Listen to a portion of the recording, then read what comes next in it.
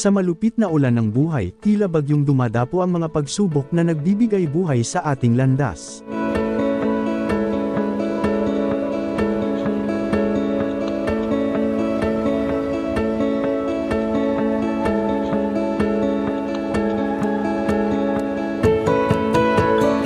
Ang malakas na ulan ay parang bawat pagiyak ng langit, nagdadala ng bagong simula at pag-asa sa bawat patak ng kanyang luha.